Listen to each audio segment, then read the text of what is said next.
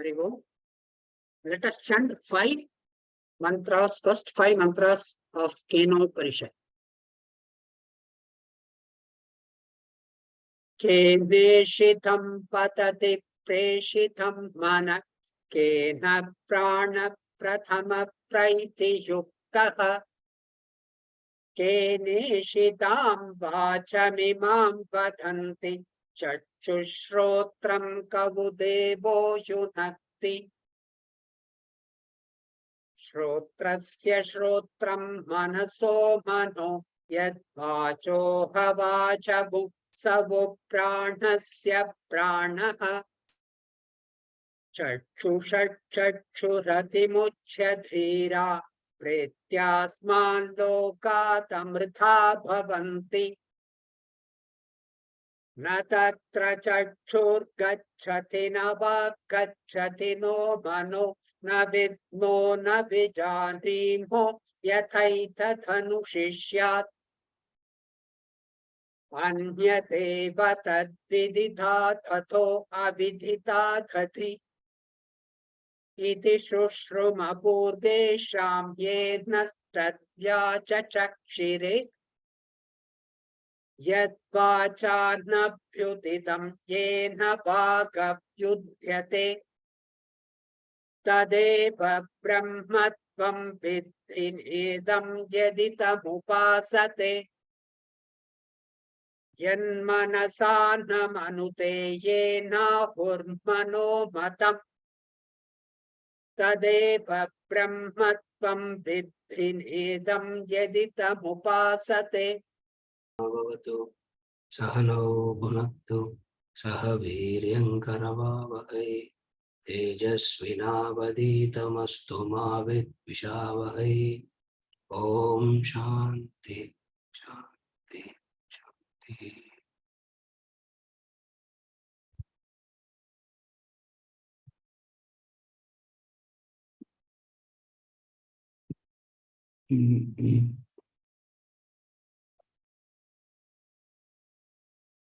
Mantra 2 we were studying. Shrotrasya shrotram manaso mano yadvachoga vachago sa upranasya pranaha chakshusas chakshurati muchya dhiraha pretyasman loka namrta bhavanti.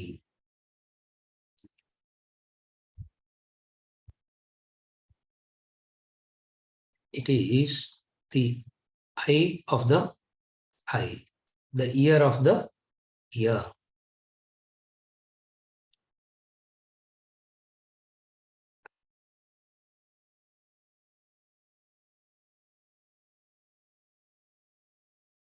It is very important to understand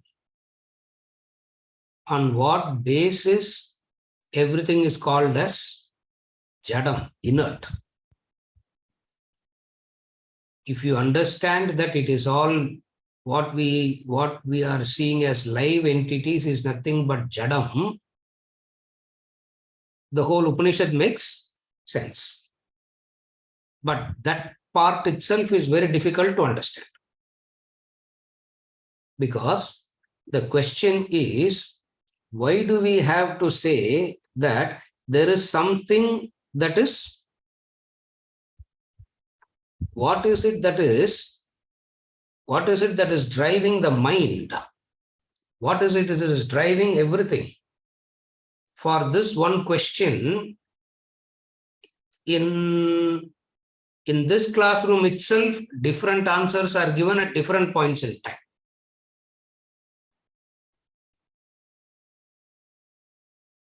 What is it that Keneshitam pasati preshitam manaha ishitam preshitam? 2 words. I'll come to the 2 words.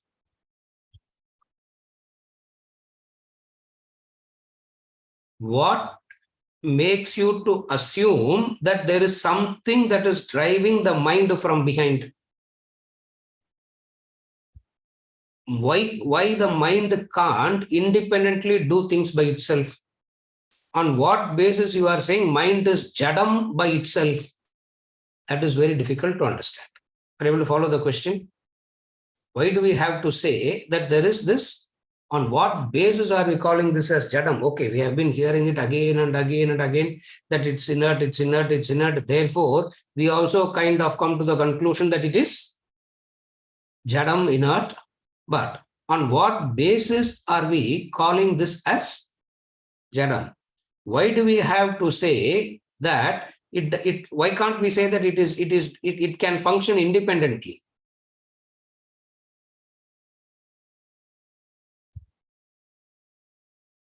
Or even though we believe that there is this consciousness that is enlivening, there is this consciousness that is enlivening, there is always the doubt that lingers. What is the doubt? This is not jadam. Matter is not matter. Matter seems to be much more than matter to our eyes. If we see it just as matter, there's no problem. But we don't see it as matter. We see it, we see something more to it. What is that more? That is ignorance, that is delusion. It is jadam, inert. It is jadam, it is inert. When you are seeing, your eyes are seeing. Who is seeing? I am seeing. Upanishad is saying Brahman is seeing. Very good. Who's hearing? Brahman is hearing. Okay. Who is talking? Brahman is talking.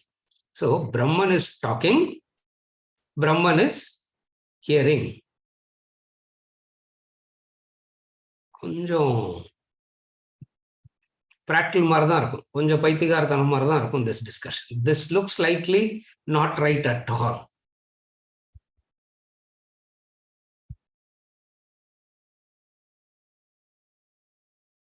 What is it that impels the mind? What is it that compels the mind? What is it that drives everything?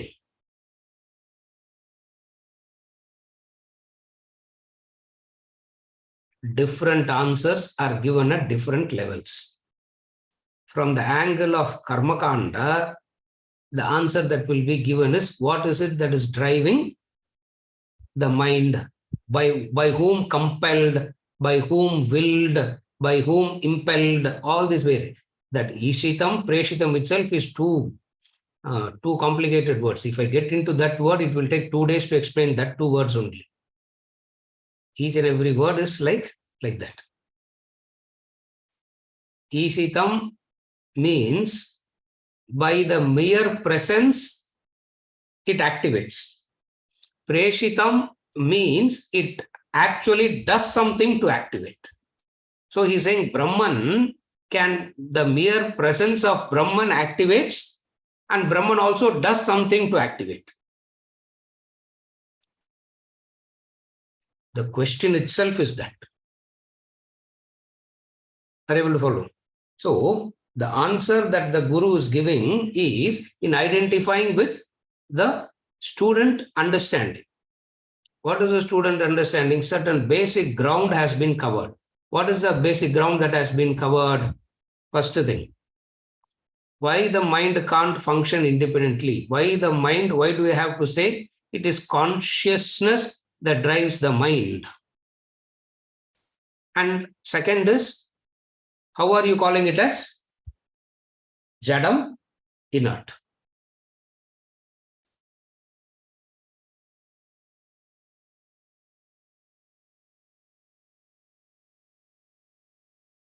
What is it that is, how do you even understand that this is jadam? First point.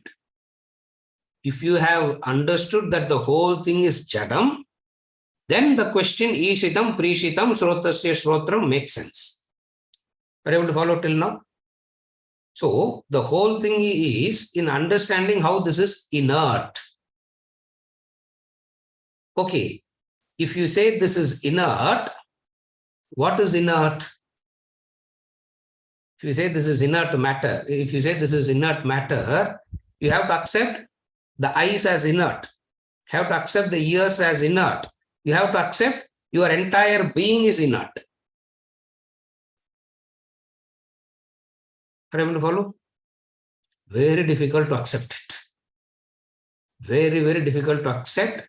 I will always come and ask, guide me properly. I will never come and ask, I am Jadam, I am inert. What is it that makes me to believe that I am alive? Though it's all Jadam. That is the question. Are you able to follow the question? What is it that is making me to believe that I am alive? Though everything is told as Jadam, inert. That's why 85% of, in fact, 85-90% of Vedantic literature will be explaining how this is matter. Nacha bhuta sangaha. I am not the assemblage of elements. Bhuta sangaha, this is. Bhuta sangaha means just the assemblage of elements. The elements assembling in the permutation combination. Jadam it is.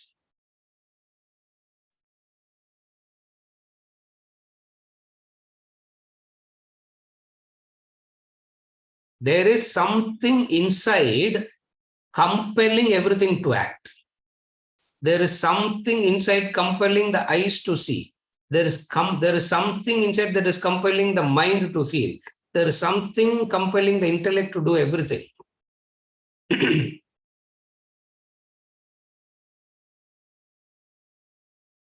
Arjuna asked this question in Bhagavad Gita.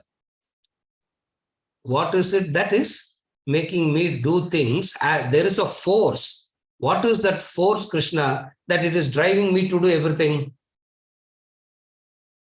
Krishna didn't give the answer, Srota se Shrotram, no? You remember this question? At least you should be able to correlate the same questions asked by different people in different stages.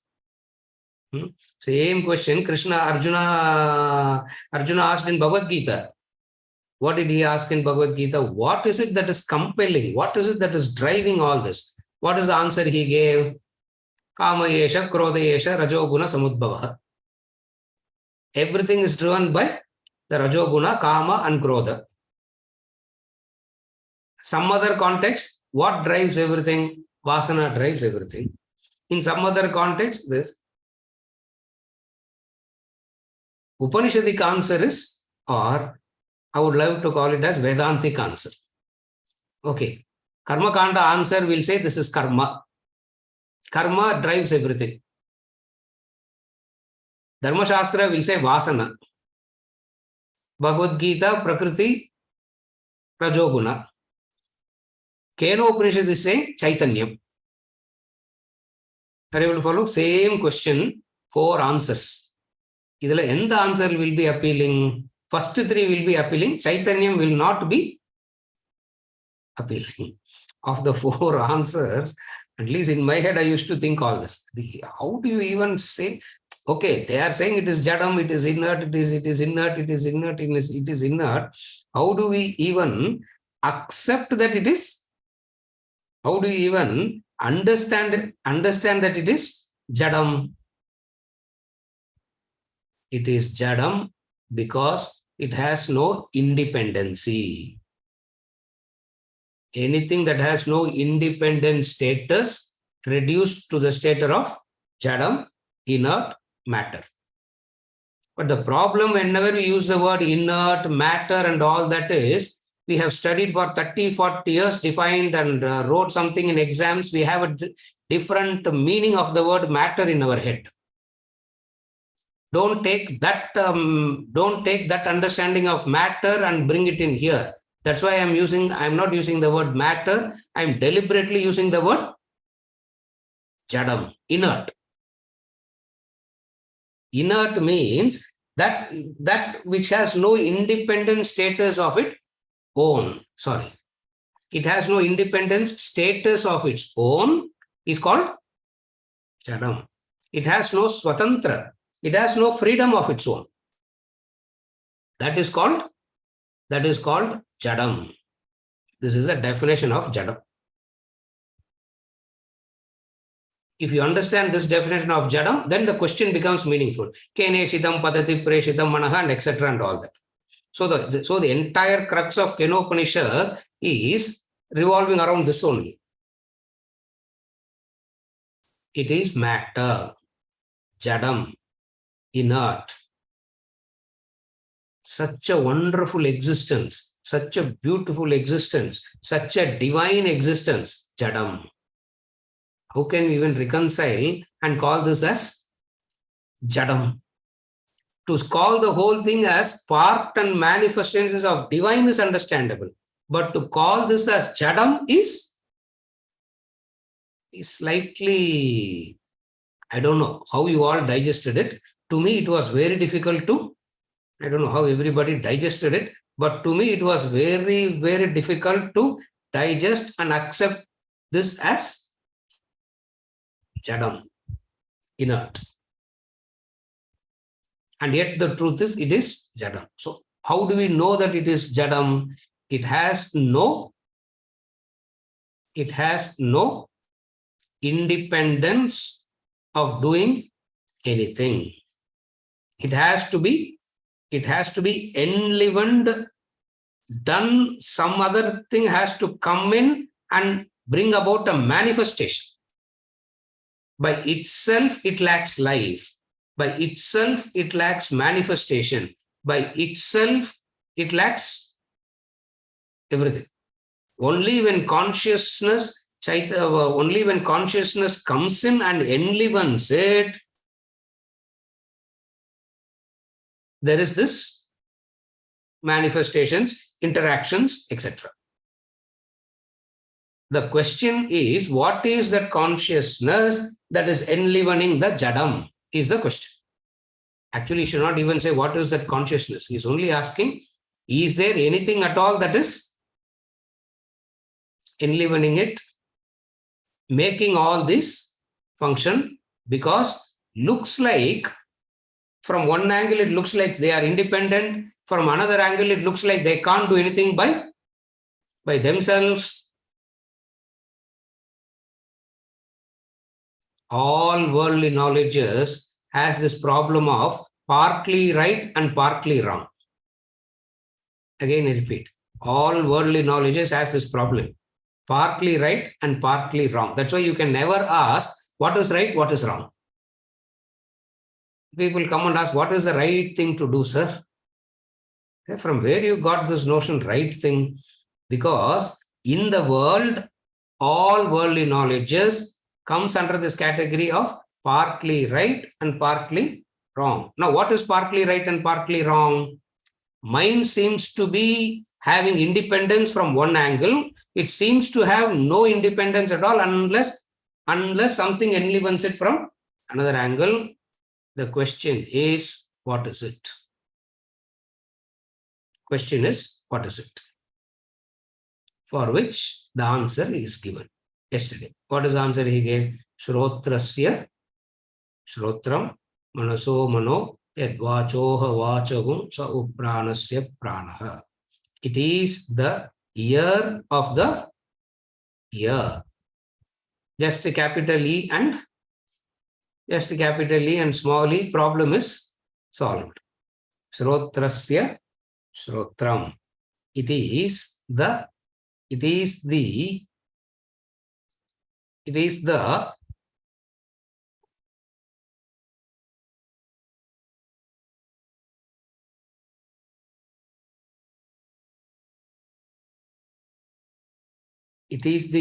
enlivening factor.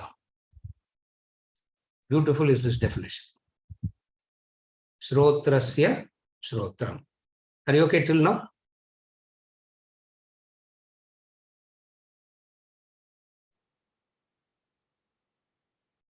Any knowledge comes from what? The object. Knowledge always belongs to the object. Are you able to follow? That's why we say, if you ask this question, do you know? The answer is, உங்களுக்கு இது தெரியுமா அப்படின்னா what you will ask? About what? About what? நீங்க எதை பத்தி பேசுறீங்க? You will ask. Are you able to follow? About what? So knowledge is always of the knowledge always belongs to the object.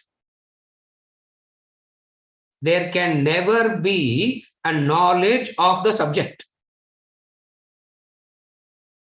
because knowledge itself means object.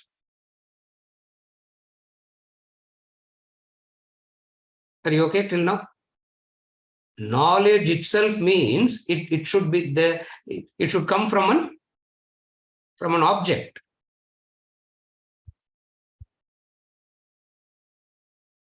If you are able to have the knowledge of the mind, then the mind has become an object. Two things. First is it's all jadam. Second is knowledge always belongs to an object. That's why then only you can call it as knowledge. Objective knowledge. That's why we qualify it as objective knowledge, because it belongs to an object. So if I have the knowledge of the I, here the I has become an object. If the I has become the object, then what is the subject? If the I becomes the object, then what is the subject? The organs becomes the subject. If the organs, indriyas themselves becomes the object, because the indriyas are known, then what becomes a subject? The mind becomes a subject. Now the mind itself is known. So the mind has turned into an object. What knows the mind? The intellect.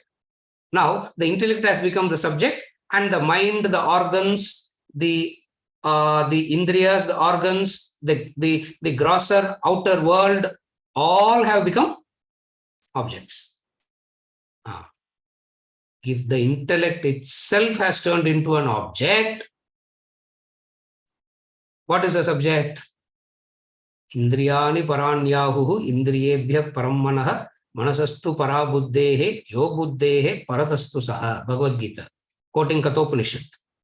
That saha is that which sees the intellect. And when that saha sees, it does two things. Ishitam, preshitam. It witnesses it, enlivens it. Enlivening means doing something. Witnessing means not doing something. So this Brahman, this consciousness is a weird entity that it does something, and also it is actively doing something, at the same time witnessing it also. Chapter 10 Bhagavad Gita class is much better, sir. We should have simply stopped with that only. Why are we unnecessarily sitting and studying this now?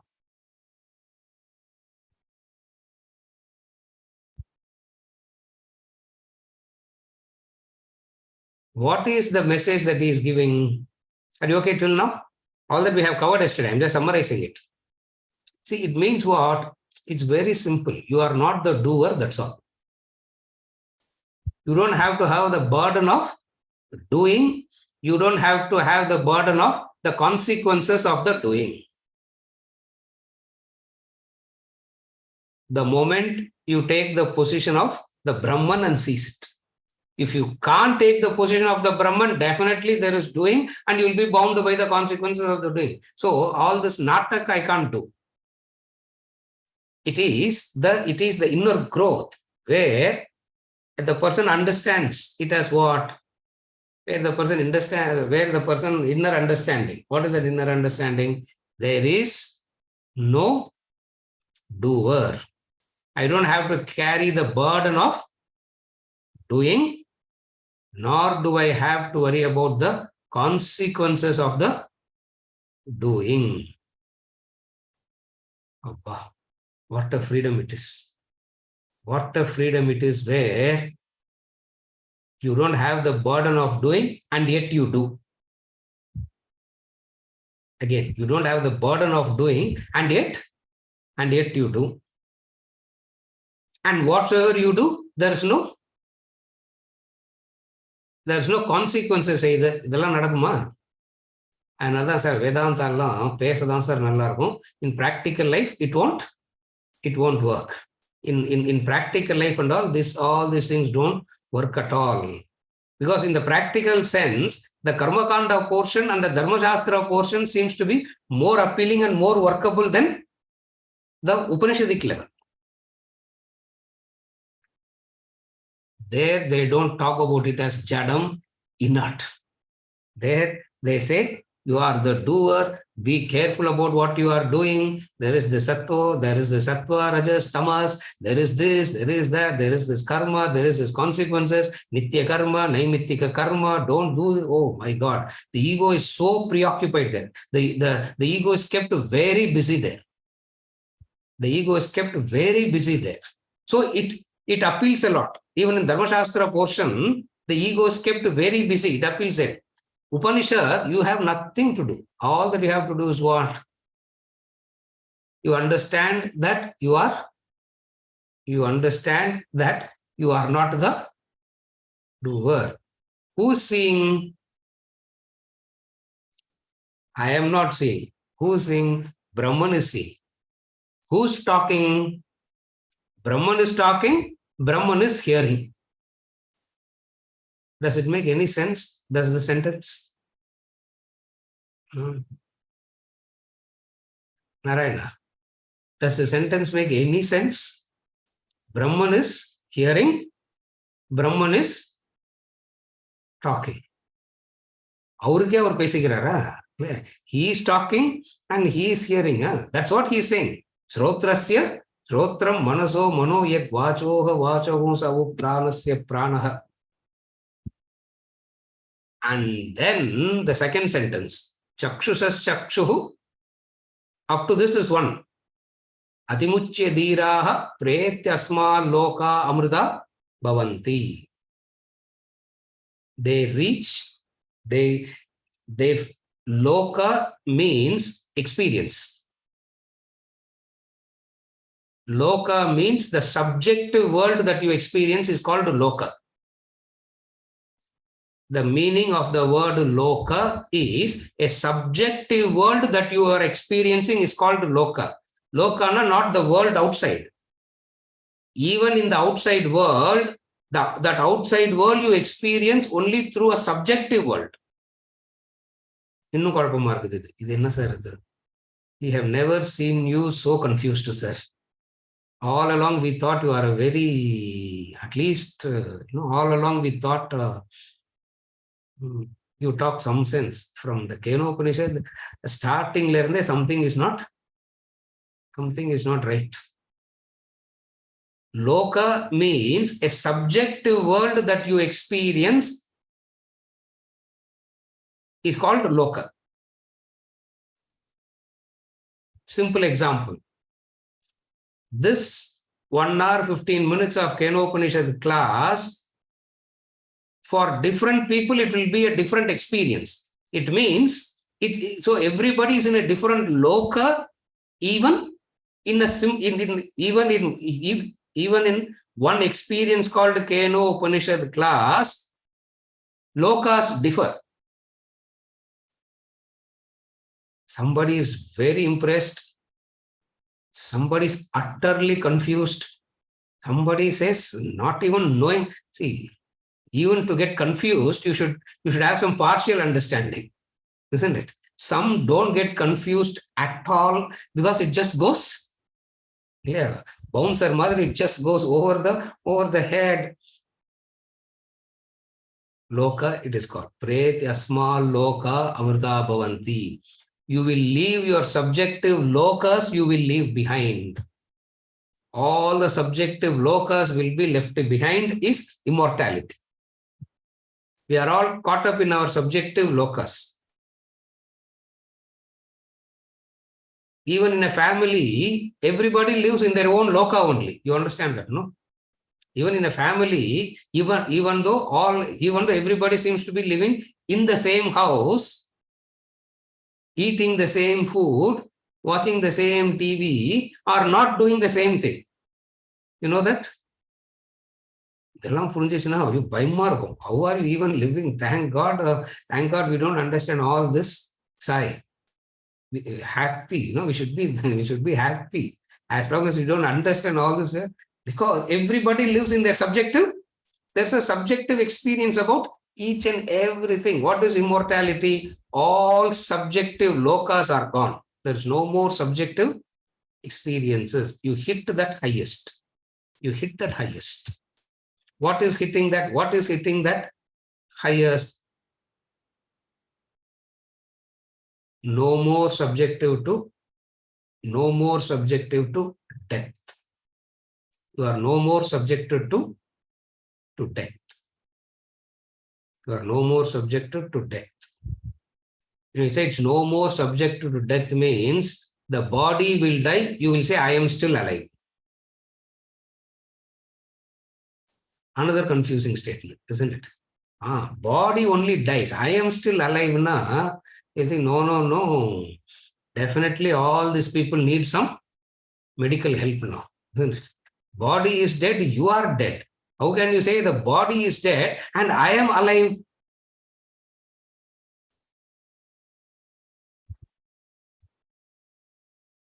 Getting into another body, no. I am not getting into another body. Then what are you doing? Then what are you doing? I do, I witness, I enliven. Without all this also I exist. I do, the capital I na Kenopanisad context I nale you should understand it as Brahman. I do, I witness, I enliven, can exist without all this also. Pretyasmal loka amrita bhavanti. The wise, knowing this, they reach that state of immortality. The wise have reached that immortality. So, what is he actually saying?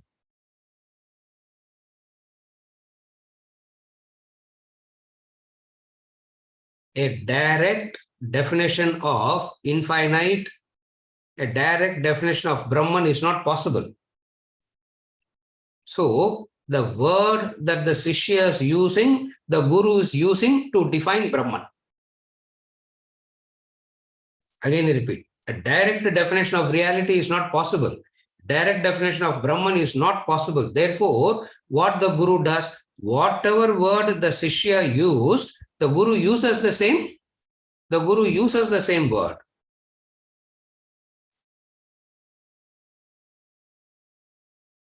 The source of life, the source of everything is the ear of the ear.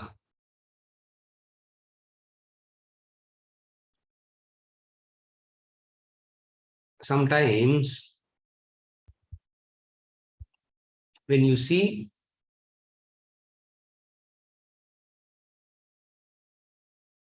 don't try all this, Sunil. Don't try all this. I'm just giving it as an example. Try and see what it would be like without a name and form.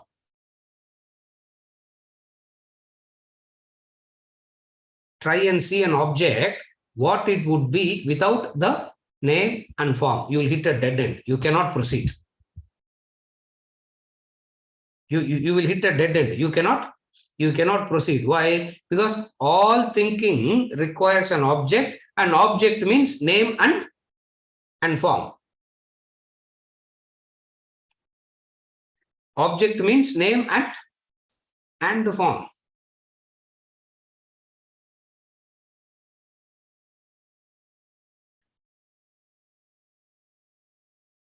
Look at the tree now, you have objectified it already, isn't it? Look at.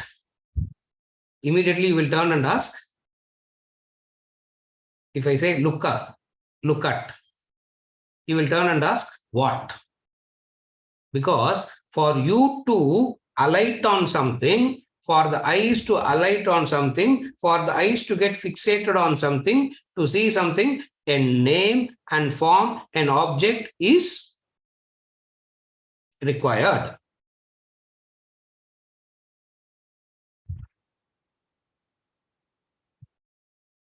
He says, the Atma Jnanam is giving. He says, what is that Atma Jnanam? Shrotrasya Shrotram.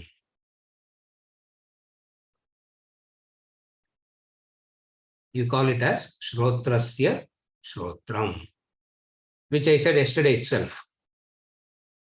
Mandukya Upanishad will call it as Turiyam. Mundaka Upanishad will call it as Paravidya. Kathopanishad will call it as Shreya. Kenopanisad is calling it as Shrotrasya Shrotram. So all means is what? The question. Eye of the eye. The ear of the ear. When the ears are hearing, try and go back to the source. Try and go back to the source. What is the source? From the object to the organ to the indriya to the mind to the intellect.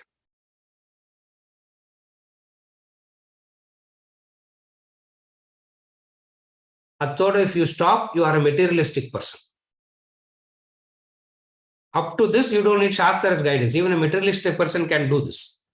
From the object to the organ, from the organ to the indriyas, from the indriyas to the mind, from the mind to the intellect. Even a materialistic person can do it. Not a big deal. Where we take a giant leap from the intellect, we take a giant leap to consciousness. And that here he calls it as ear of the ear, the eye of the eye. This is mantra. This is mantra 2. Now we will move on to mantra 3. Mantra 3 padingo. Na tatra chachurgacchati na vaggacchati no mano na vidmo na vijanimo yathaita tanushishyat. Na tatra chachurgacchati na vaggacchati no mano na vidmo na vijanimo yathaita tanushishyat. But the eye cannot reach that, nor speech, nor mind indeed. We know it not. We do not know how to impart it. The eye cannot reach that, nor speech, nor mind indeed. We know it not. We do not know how to impart it. The Guru is saying, I don't know. Also, I don't know how to.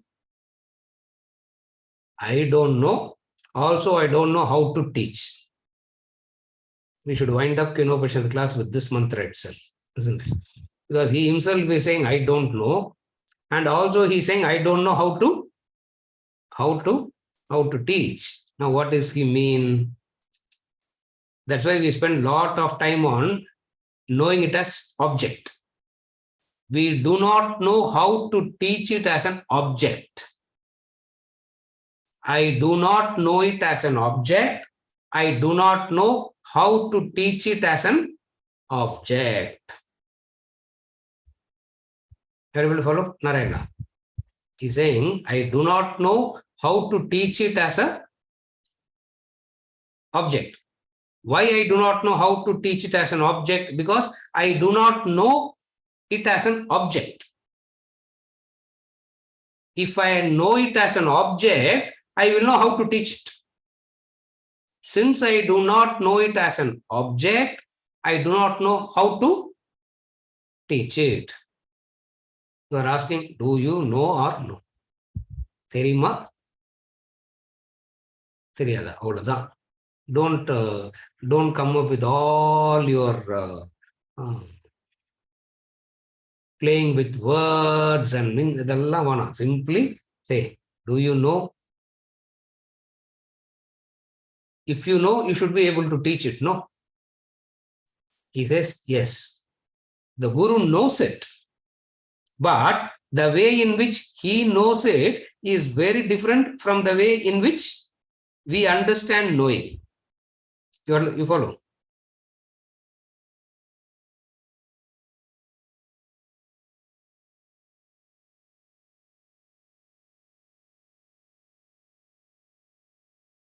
Mantra 2 said, Shrotrasya Shrotram, consciousness is. Consciousness makes everything function. Mantra 2.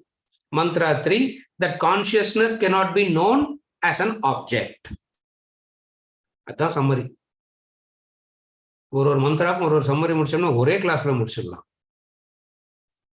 But then we can't disappoint YSR. So we are continuing. He's saying it's very, very, mantra 2 says consciousness is there. Mantra 3, he's saying that consciousness cannot be known as an object. Something different from known, something different from unknown. That's why I always bring in this. There is the known, there is the unknown, there is the unknowable.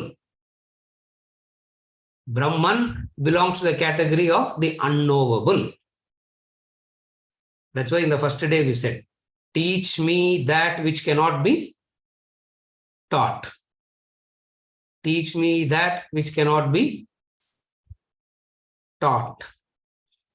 And the Guru is also saying, yes, I will teach you. I will teach you that which cannot be taught. Anya devatat, next is na vidmo na vijani yataita anusishyat. Anusishyat means even little bit also I don't know how to teach it. Even little bit about Brahman cannot, not one word about Brahman can be said. Not one akshara of Brahman can be told. Om.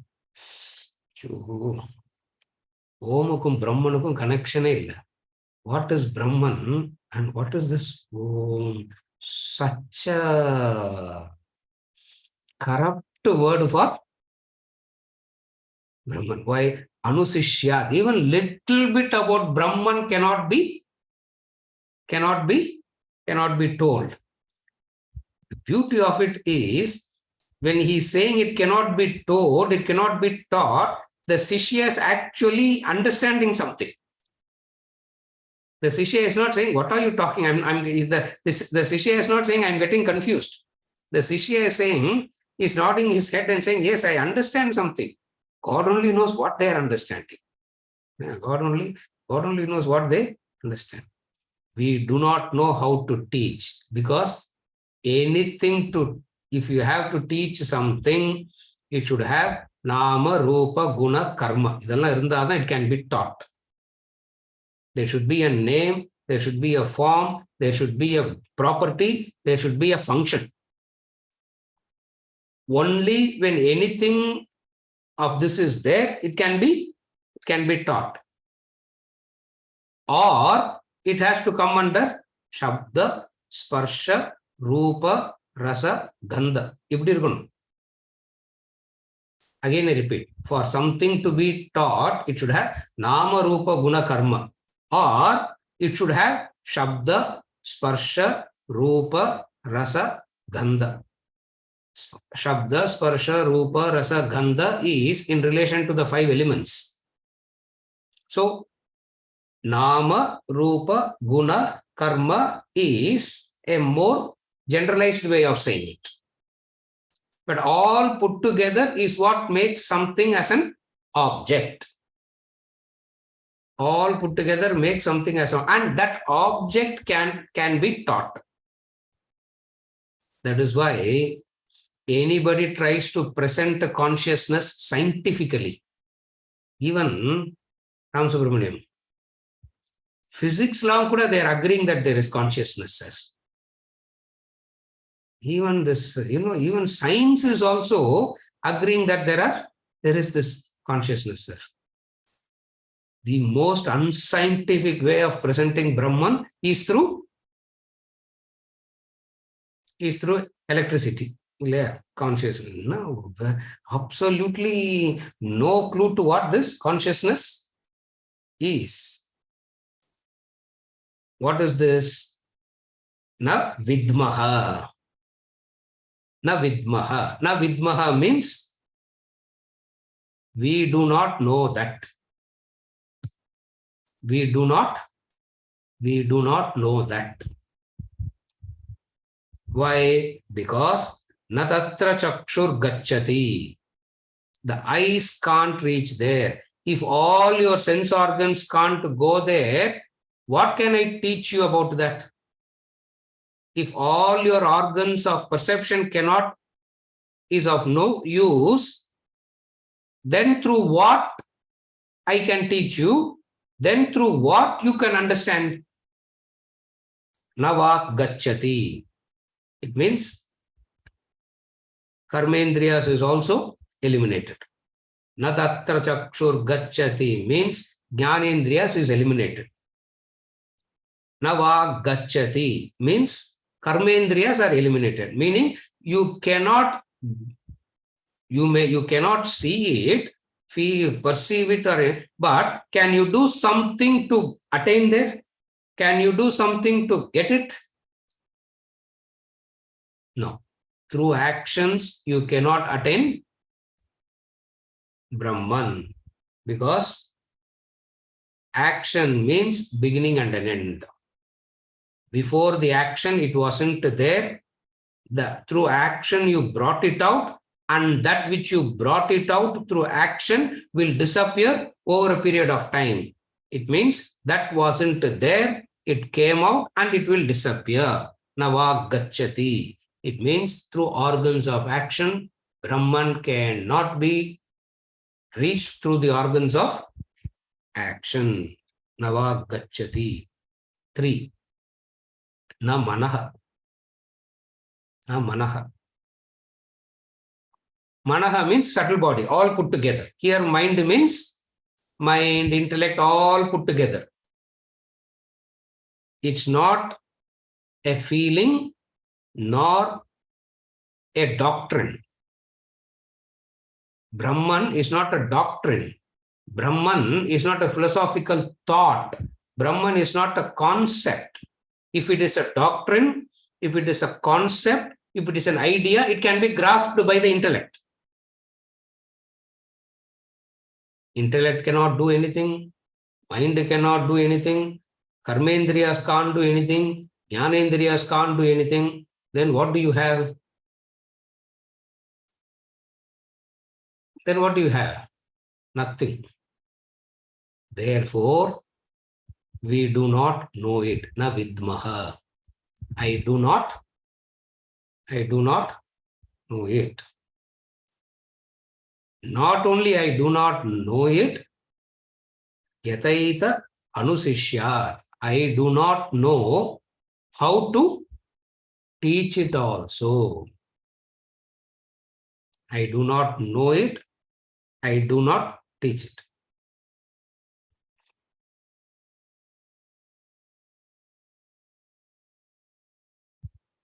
Object gets revealed according to the quality of the intellect.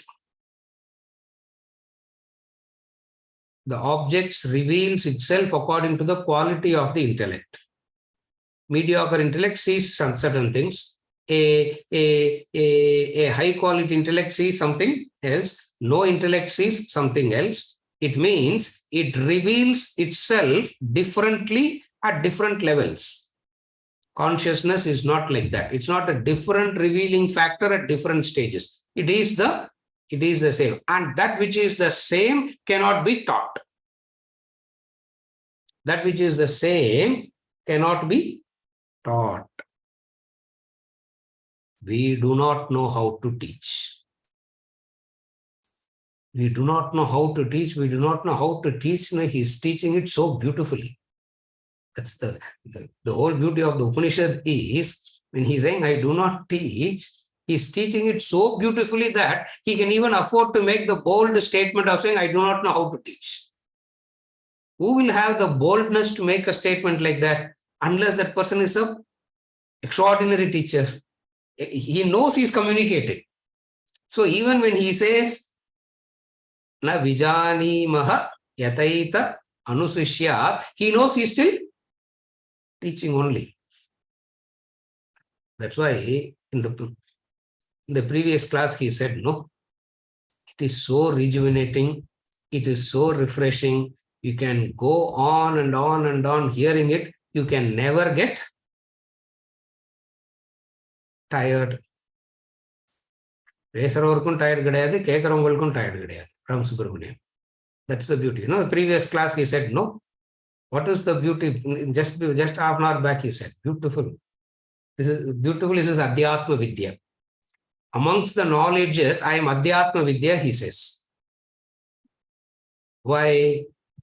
That Adhyatma Vidya is, I do not know how to teach, and it is so beautiful, it is so refreshing, it is so energizing, it is so invigorating. You can hear and hear and hear, and you can never get tired of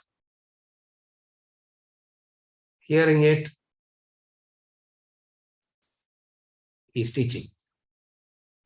When he says, I do not know how to teach also, there's a teaching. What is it?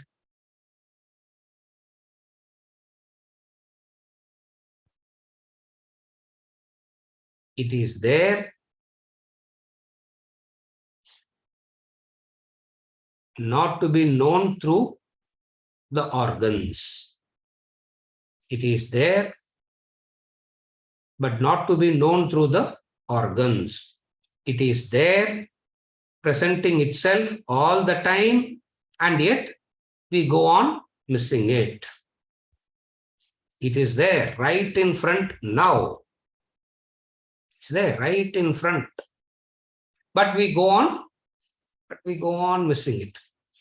Why we go on missing it even though it is there right in front?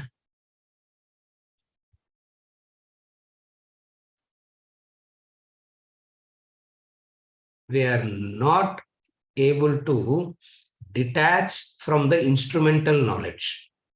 All knowledges we want to gather through the instruments. We just don't want to leave the instrument beside and say, let us leave the instruments aside. Let me drop all the instrument and see what happens. That courage,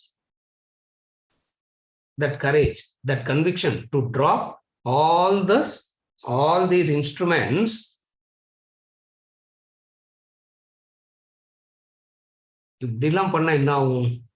If I do all this, what will happen?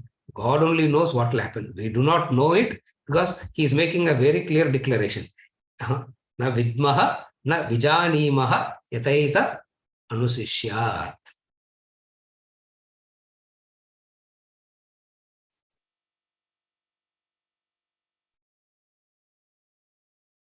No question of enlivening factor not being there at all, because all human knowledge comes under the boundary of time and space and causation. You cannot think of anything without the boundary of time, without the boundary of existence, without the boundary of cause and effect. So all human thinking comes under these three. What are the three? Time. Time equals beginning and an end. Space means existence. Space means because it exists in space. No, it has to have an existence somewhere, isn't it? Space means existence. So time, space, Causation means time, existence, cause and effect. So first it has to exist, and that existence should have a beginning and an end, and it should also have a cause and effect. All human thinking, all human knowledges cannot cross this boundary. If anything that crosses this boundary, that's where we'll call it as illogical. We can call either we'll call it as illogical, we'll call it as insanity, we'll call it madness, we will call it mystical. Very many words we will use. But one thing is very clear. What in all these, one thing is common. It doesn't fit under the boundary of time, existence, causation. Are you able to follow from this angle? So all knowledge will happen from time, space, causation angle only. Time, existence, causation. See, space is a very beautiful word for existence. That's why we don't use, we use the word time, space. So, and people get very confused. Time, understandable. Causation, space, space now they look at the empty. Space now, not that. Anything that occupies, anything that has a form has occupied a space. So space means that which has occupied something. All human thinking is caught in this time, space, causation bundle. Na vidmaha, na vijanimaha, yataita anusishya. That which I am teaching you is beyond the time's existence, causation boundaries. Therefore, I do not know how to teach it. I do not know it in the way that you know so many things, Shishya. If there is a name here, we can say that name, isn't it? Janaka, Ashtavakra Gita, Bhagavad Gita, Arjuna. Here there's no name. So we just have to use the word Shishya.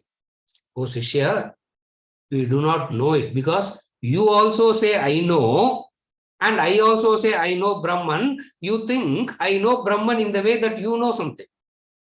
Are you able to follow? Again, the Shishya says, I know something. If the Guru says, I know Brahman, you'll go back thinking, Brahman is known in the way that you know something else. So he says, we do not know. We do not know. I do not know. Second, nor do I know how to teach. Nor do I know how to teach. You cannot teach. Whole day you are talking.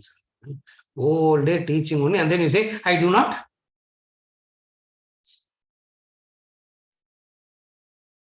Mantra 4.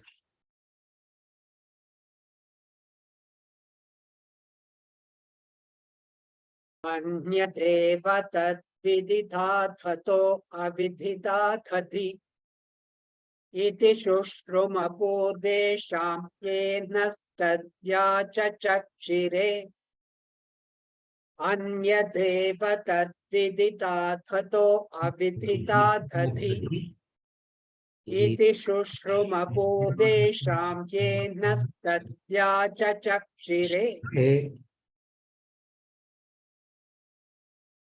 That indeed is other than the known, also beyond the unknown. Thus have we heard from the ancients who expounded that to us. That indeed is other than the known, also beyond the unknown. Thus have we heard from the ancients who expounded that to us.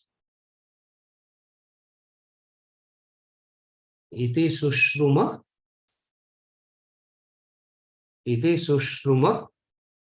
purvesham anyadeva vididat ataha aviditat. Vididat is known. Aviditat, unknown.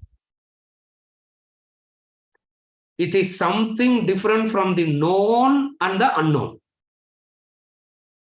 What is that? Shrotrasya Shrotram.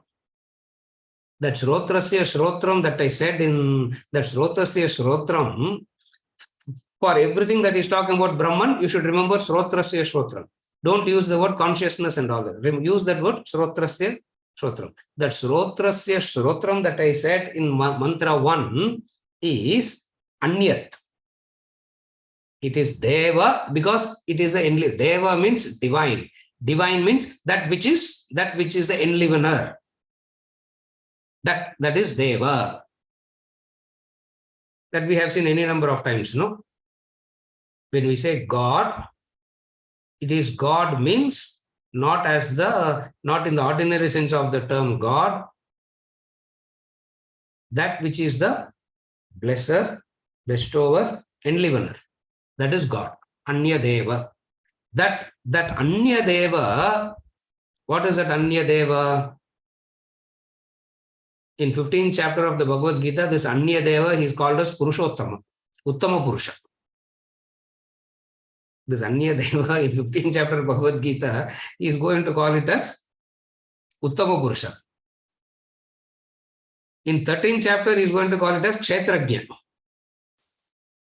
Different, beautiful words they give in different contexts. Here, Shrotrasya, Shrotra.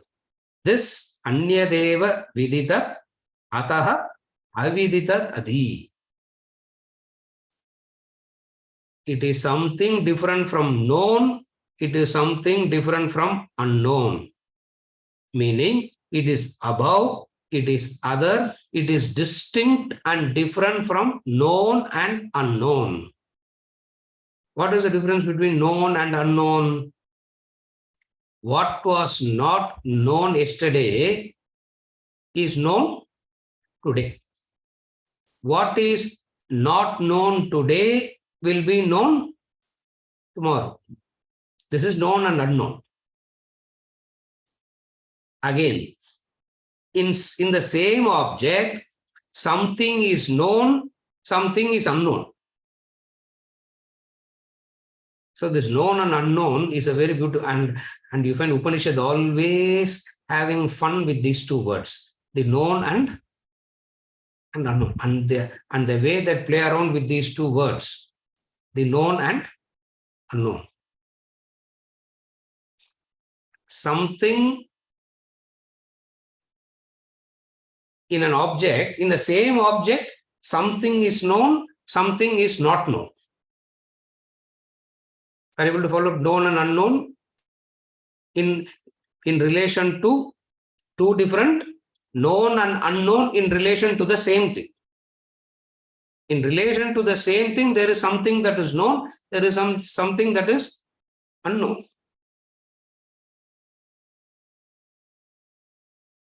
Mango is pulpa, correct? Pulpy? Is that the right word? Ram Subramaniam. Pulpadana? Huh? Pulp. Mango is pulpy. Is not. Why it is pulpy, we don't know. Why it is so? Why it has to come only in this month? Why there are, even in the one thing that is known about mango, there are so many things that is unknown. So about one thing itself, something is known, a lot is unknown. But this Brahman doesn't belong to that category. This Brahman belongs to the third category. What is the third category? It is unknowable. The unknowable factor is that by which you say, I know, and that which you say, I do not know. You say, I know, you say, I do not know. Remember, Swamiji does this beautiful analysis. I know your name, I do not know your father's name. I know your father's name, I do not know your grandfather's name. what makes you to say, I know, and what makes you to say, I don't know?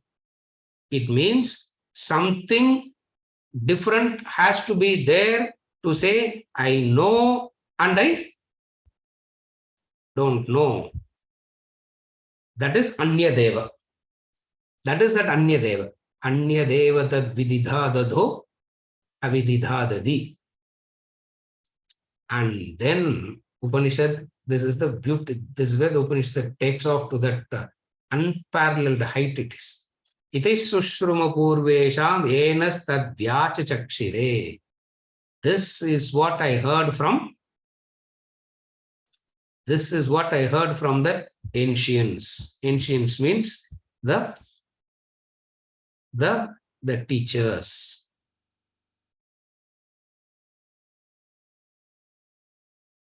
Body through the senses you cannot know.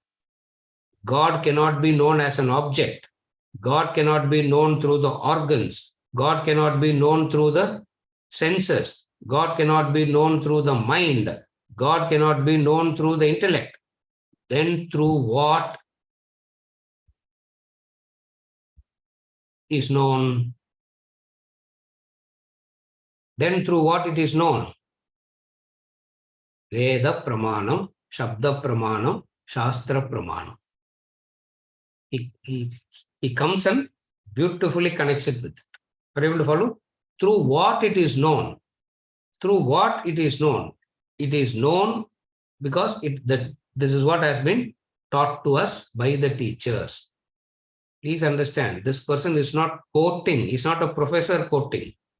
He knows it by, that person knows that Brahma Anubhava, that some word we have to use. Brahmavid Brahmaiva Bhavati. That experience of Brahman, he has become. So Brahman itself is talking. So, and that Brahman that is talking is saying, this is what I heard from Master. Are you able to follow? At least Brahman should say, I am talking, I know me, isn't it? I know me, I know what I am talking, isn't it? I know me, I know what I am talking. I don't need to quote somebody, I don't need any authority and all. No. Iti sushruma purvesham enas tad vyacha chakshire. It takes it to the fantastic, it takes it to the, it takes it to the height of, even to say humility, surrender, devotional is very, very poor words. Doesn't actually convey exactly the subtlety of what he wants to convey. Iti sushruma purvesham. Iti sushruma purvesham. All Upanishad says this. Bhagavad Gita says this. Even Bhagavad Gita, Krishna says the same thing. This is what I heard from.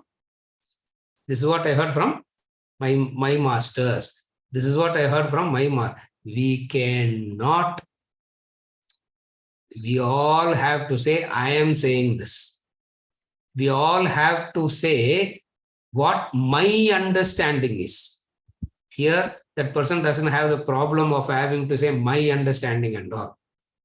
A state where there's no ego at all completely, that is saying, this is what I heard from masters.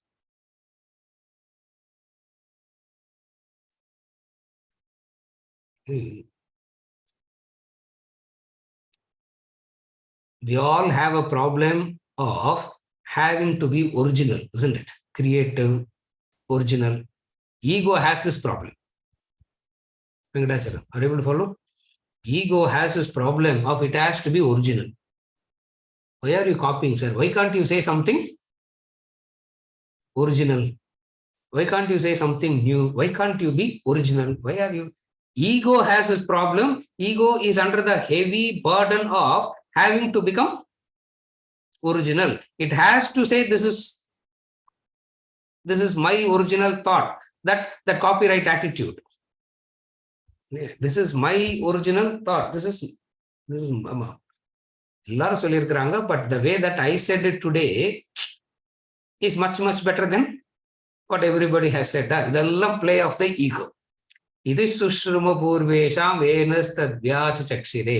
They don't have the ego of having to sound They don't have the ego of sound of having to sound original at all. Why? No? They say no. In English, they say no. They are so tall that they can afford to lose a few inches. These guys are so tall, so much in that height that they can make any statements they can make. And one of the most beautiful statement always from the Upanishad is this. Iti sushruma purvesham enas tadvyacha chakshire. No problem of having to become original. No fear of having to show something new. They don't have that problem. We have this problem of originality, isn't it? Every singer has to discover a new raga, isn't it? Every poet has to write a new poetry.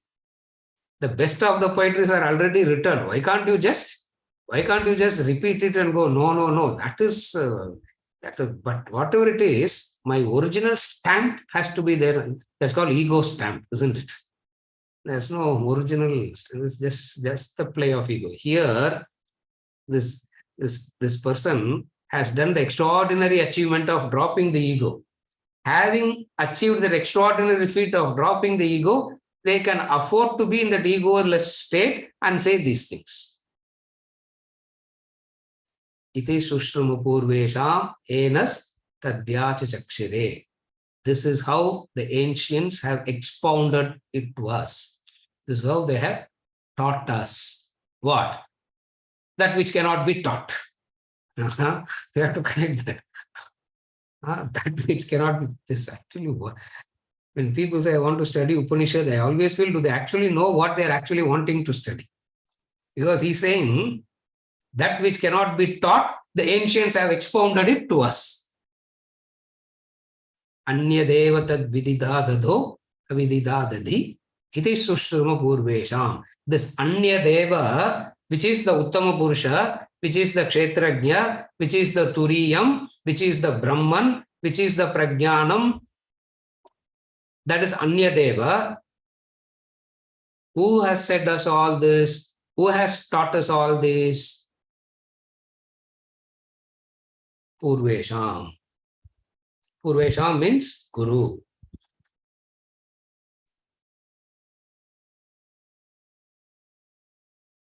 They went and asked a great saint, Mahakashyap.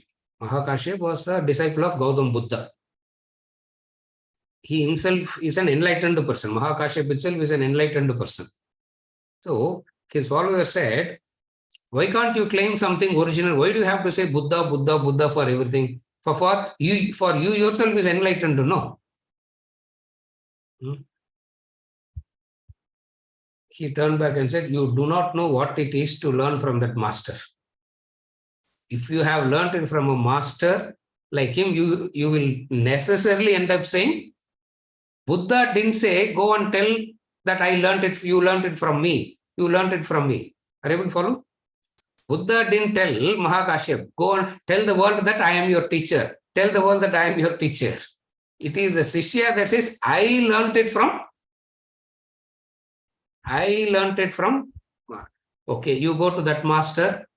That master says, this is what I learned from my master. Then you go backwards and backwards and backwards and backwards. There has to be some first guru, no? There has to be some first guru. There has to be that first master. Who is that first master? That first guru? Sadashiva Samarambam, Shankaracharya Madhyamam, Asmadacharya Paryantam, Vande Guru Paramparam. So not knowing what to do, where to start, whom to exclude, whom not to exclude, there's such a big list. You don't know whom to exclude, whom not to. So what they did? Sadashiva Samaramba. Aramba means started. Aramba is beginnings. Where did it start? Narayanam Batmabhum. Another tradition will say Sadashiva Samarambam is one tradition. Another tradition says Narayanam Batmabhuvam. Doesn't really matter. All of them say one thing. Asmadacharya Paryantam Vande Guru Paramparam. Asmadacharya Paryantam Vande Guru Paramparam.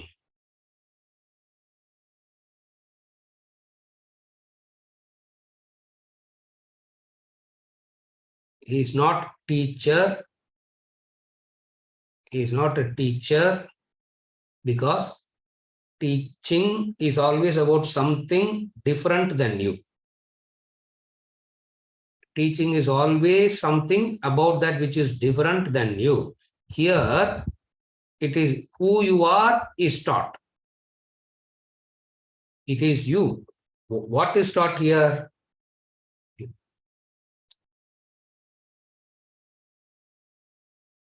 All other teaching is always about something other than you. So that's why we don't call it as teaching at all here. Only in the English word we have to use the word teaching. Guru na teacher we are saying. Guru na dispeller of darkness. It's not the teacher. Guru means the remover of darkness. Acharya, beautiful word. Asmadacharya Paryantam Vande Guru Paramparam. Acharya is a very beautiful word.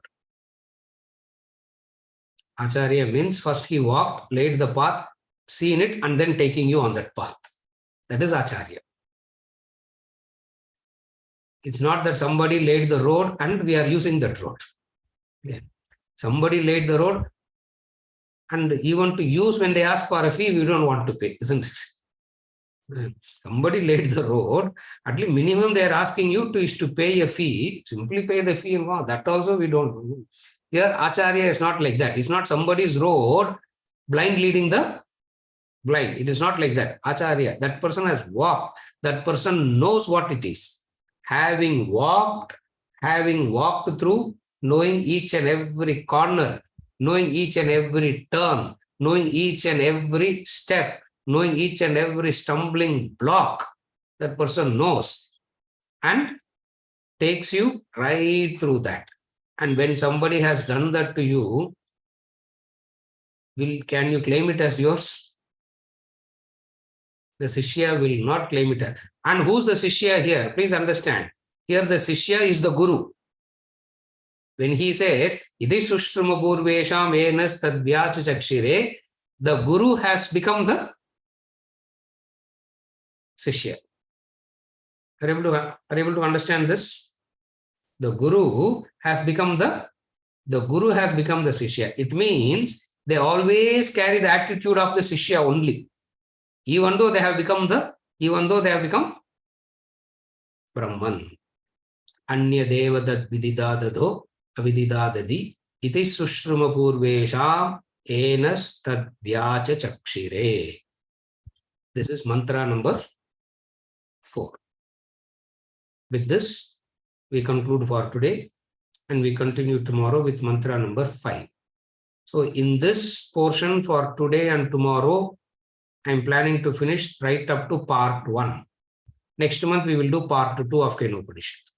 We are not doing the whole Upanishad. We are only doing today and tomorrow. We try to complete part 1 of the Kenopanisad.